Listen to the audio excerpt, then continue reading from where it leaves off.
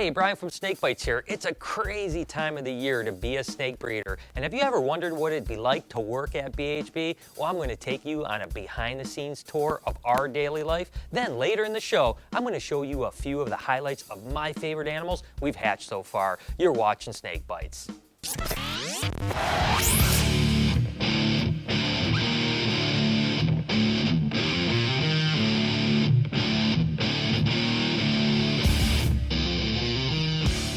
Guys, this time of year is absolutely insane here, and I really want to take you guys on a behind-the-scenes tour so you get a feel for what it's like here at BHB. And I want to start with the front office, because oftentimes that's where everything really begins, and it's probably the place that I'm the most uncomfortable. I'm really more of a snake guy, so it's important to have great people up front, and that starts with Michelle. You guys meet Michelle. She's the one that you're going to be talking to if you call BHB.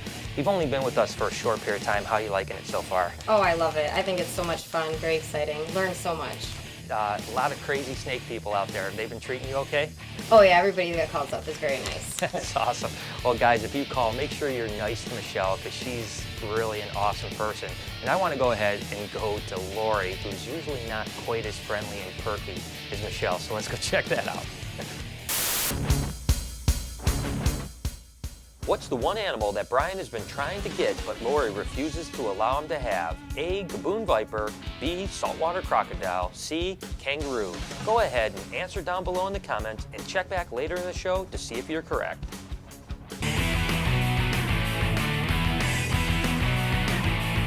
For this week's Reptile Report Spotlight, we're going to highlight monitor lizards. Go ahead and check out the URL down below or click the link in the description. So Lori really runs the show around here in all honesty, so each morning it's really important that we have a little meeting, get on the same page and know what's going on throughout the day. So, gotta go in. Sometimes I'm bringing chocolate to keep her in a better mood. Lori, what's up today? I don't know, the usual. We got a lot going on. Got stuff to pack to ship out, and we got a ton of stuff that has to be set up today. There was one topic I wanted to bring up to. I'm gonna get a bunch of crested geckos. Is that okay with you? What are you talking about? Well, I'm working a deal out to get a few hundred crested geckos right now because I think it'd be important for the future. You know, you kill me with this stuff. We need to discuss this. I hope you don't have them just showing up when we're not ready for them. They may or may not be here tomorrow. Well, they better not be here tomorrow because we're not ready for them. No, I'm all set, but I just wanted to make sure you knew that they were coming, so if they come, let me know, okay? Yeah, I'm gonna let you know. Guys, these are the battles that we're fighting all the time, that's for sure. But I'm usually in front of the camera. I want to go ahead and get behind the camera today and show you guys what the collection is all about, interviewing my crew. That way you get a feel for what it's really like here at BHB. So let's go check that out. So let's go take a look at what Josh Roberts is doing. He's my general manager at BHB, so he's always got the pulse of the entire company, but he also runs the Python room too. So let's go see what's going on this time of year with him. So Josh, tell me what's going on this time of the year around here. Well, we're done breeding pythons, but right now it's all about feeding, getting things organized in the group for next year. Also, we have a bunch of snakes that we've been raising to get up to size really fast. And we're still getting clutches, but we're also still hatching a lot. So we're setting up a ton of babies, and it's keeping us super busy. All right, so tell me what the highlight is. When you come in each morning, what gets you excited about the day?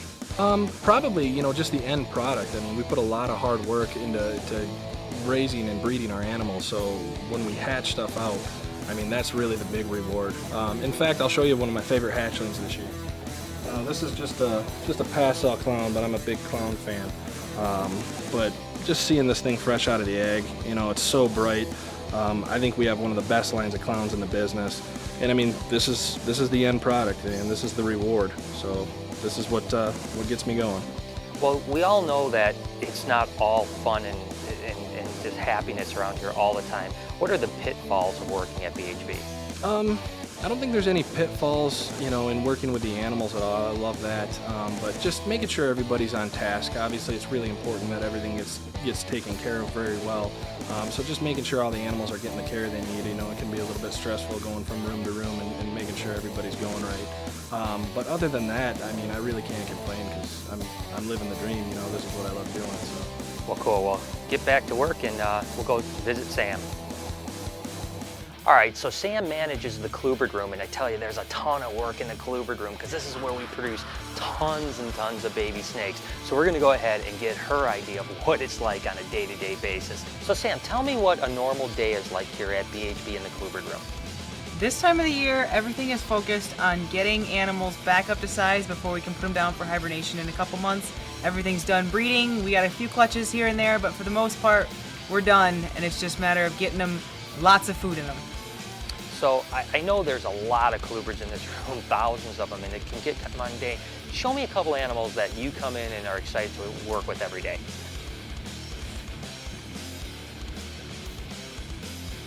All right, I've always really liked Rhino Rats, and I've always tried so hard to get them to produce, but we just haven't been successful. And this year we were able to get 2 clutches of Rhino Rats, and we're so excited to see all those little rhinos poking out of their eggs. And I'm very happy that we're doing well with these guys, and she's not nice to me, but fine. All right, the other project that I'm really excited to be working with is the Scaleless Corns. And you know, we've been doing this for a few years. I'm really excited that we finally hatched out a lot of really cool babies. That little albino diffused Scaleless is my favorite. He's very pretty. They're just such a unique animal, and I'm really excited to see what we get out of them in the future. Well, working with thousands of snakes, we know that you like a bunch of them, maybe most of them, but there have to be some downfalls, right? What snakes are the worst to work with in the Kluberg room? There's a few that are kind of tricky. In particular, Everglades rats usually get me a little bit frustrated. They're quick and they like to bite. And since I do all the feeding in here, I get food bit a lot by everything. But on top of that, any snake that doesn't want to go back in its cage is a pain in my butt. Well, I know you have a lot of work to do, so get back to it. We're gonna go visit some other pythons. So Jamie, tell me, what do you do here at BHB? Here at BHB, I take care of all the mid-sized to large snakes, which includes the berms, all our species of boas, and some get really big. All of our rainbow boas, the Colombians and Brazilians, which we're doing real good this year. We have a lot of gravid ones, so production on them is going to be real good. And, you know, just cleaning, feeding them, like I said, breeding, doing pretty good this year. So I know that you work with some big animals, so what's the most difficult snake that you would say you work with here? Oh boy, God. I would have to say the blood pythons. And let me show you why over here. I mean, they're not the biggest snake, but for some reason they don't like me. They give me the worst attitude. Just get around them. It's not being too bad right now, but I don't know. Every week I clean them. I know there's a chance that these are the ones that are gonna get me. And they have a powerful bite too. I mean, I've been bit by regular boas and a lot of other snakes, but this snake right here, and they get you. They get you. So you'd say those are worse than even Satan? Satan's nothing. I've learned Satan. I got her under control. So tell me what the snake that you're the most excited about working with, your favorite animal in the collection right now. I would have to say the black-tailed Creeble, which is over here.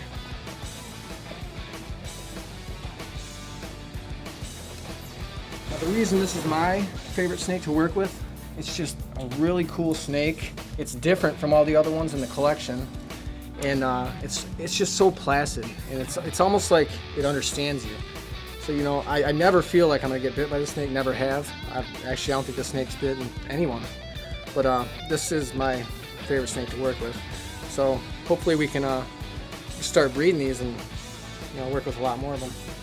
Speaking about babies, let's go talk to Bregan and see how she's doing with the baby room. All right, so let's go talk to Bregan. She's our baby room manager, and this is her first season here for the big hatch, so let's see how she's coping with it. So Bregan, tell me how you're coping. To be honest, Brian, it is super exciting. I know it's really overwhelming, but I absolutely love it. I'm excited to come to work every day and see the cool new stuff we've hatched. As Brian has showed you guys, we've been hatching so many amazing animals, so it just has me super excited and passionate about the future. Well, Bregan, you haven't been with us a long time, but you've really had a big impact on what we're doing here. Have you found any favorites yet? I do. I have a favorite scaleless rat snake. He's just the most beautiful thing I think that we have. So let's see it. This is just a regular scaleless Texas rat, but we're working on a bloodline to produce the most vibrant ones, and this is my favorite. I think they're just the most beautiful thing we have. Well, Bregan, I've got a serious question that you got to give an honest answer to. You ready? Yeah. Okay, how's it working for Brian and Lori? I can honestly say they are the best people that I've ever worked for. They have the kindest hearts. They're just amazing, beautiful people, and I've learned so much from them. I'm really grateful for this opportunity. Yeah, let's see what she says when the cameras are off. Thanks for all your work, Rayton. Thank you. I appreciate it. Thanks, Brian. I told you guys that I would highlight some of the cool animals that we produced this year. I want to go ahead and start with a few ball pythons, and then we'll move on to some other animals that I was just really excited about. Now, surprisingly, I haven't really talked too much about this project in the show. I'm not really sure why, because it's probably one of the most exciting projects that we produced this year, and that's the sunset ball pythons. Just those orange and reds in these animals are incredible. I can't wait to start getting these into other mutations, because they're going to just be ridiculous, and I think they really add a color to ball pythons that we rarely see. Of course, that's that orange and red color, but I'm just so excited that we're able to produce these 2 years in a row now. Tell you what, that's an awesome project. Another one that I'm really excited about are these scaleless head animals. Now, I was able to produce a pinstripe scaleless head. Now, let me tell you the backstory really quick. I imported an animal that was a baby several years ago that was missing some scales on its head, and I thought, well, hey, maybe this is the start of a scaleless ball python project. When I raised it up, I was super surprised that when I bred it, half the babies came out missing scales on its head. I thought for sure it was a recessive mutation, just hoping that maybe there'd be a better scaleless animal in the future. Now, my hopes are that there'll be a super form of the scaleless head that will be all or predominantly scaleless. And guess what, guys? I've got a clutch cooking. We're about 30 days away from it hatching, and we might actually get scaleless ball pythons, which I am just so excited about. But let's go over to the other side to check out a couple others.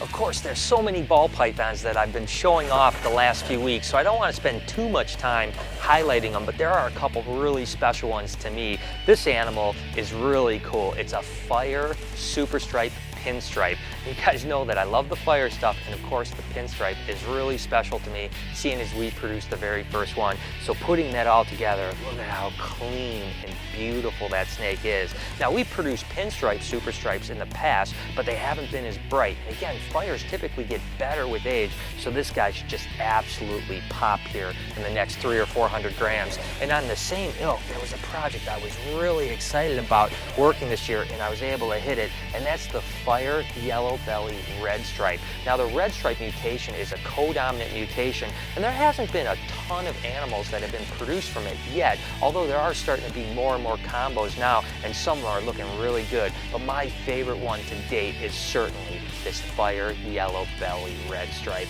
Again, it just really makes the pattern pop, and that blushing is amazing. And again, as it gets older, it's going to get better and better. But that's it for ball pythons, guys. Let's go check out some colubrids.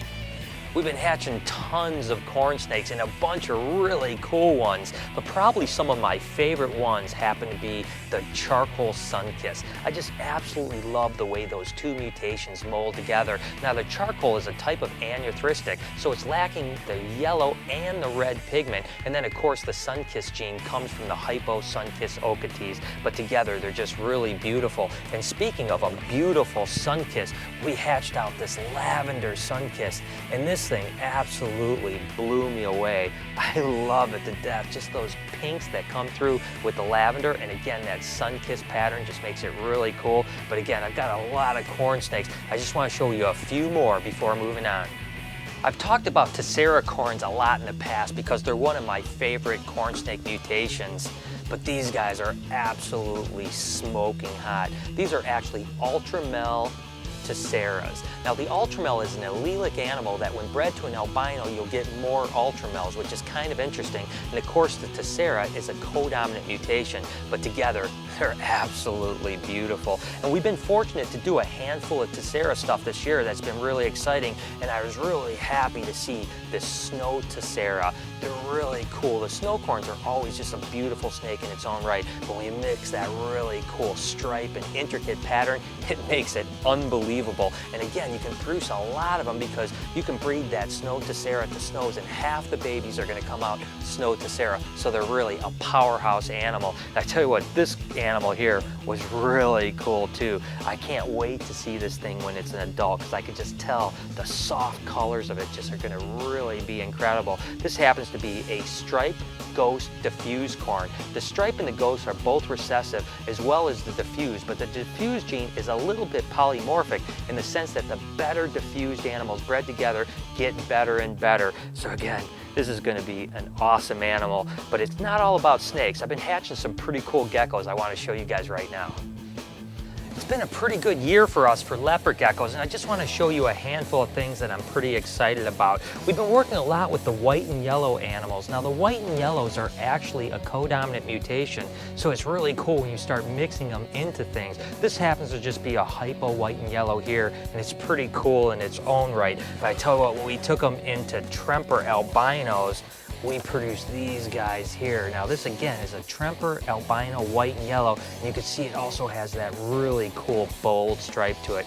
I was really happy when we hatched these guys out, and they just get better and better with age. And we've also produced a couple really cool animals like this that we're not even sure what the deal is with them. They kind of look like enigmas, but there wasn't any enigma blood in them, so I'm not really even sure what they are. These came out of hypo to hypo genes, but we have a lot of leopard geckos like this, and unfortunately I'm still learning leopard geckos, so a lot of times I'm hatching animals out and I'm not even sure what I'm getting. But as you can see, guys, this is just a little bit of an oversight of the things that I'm excited about this year. Trust me, I'll do shows that are wall-to-wall cool animals really soon.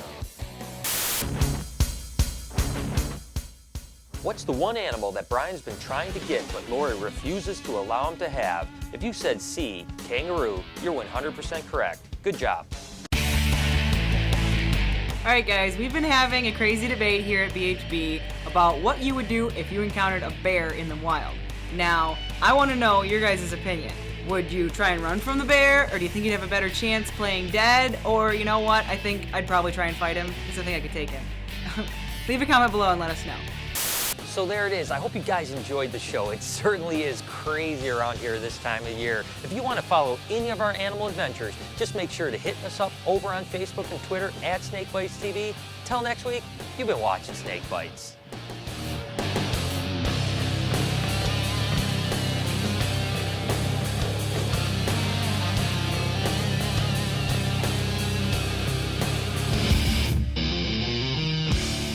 I can honestly say they are the best people that I've ever worked for. They have the kindest hearts, they're just amazing, beautiful people, and I've learned so much from them. I'm really grateful for this opportunity. Yeah, let's see what she says.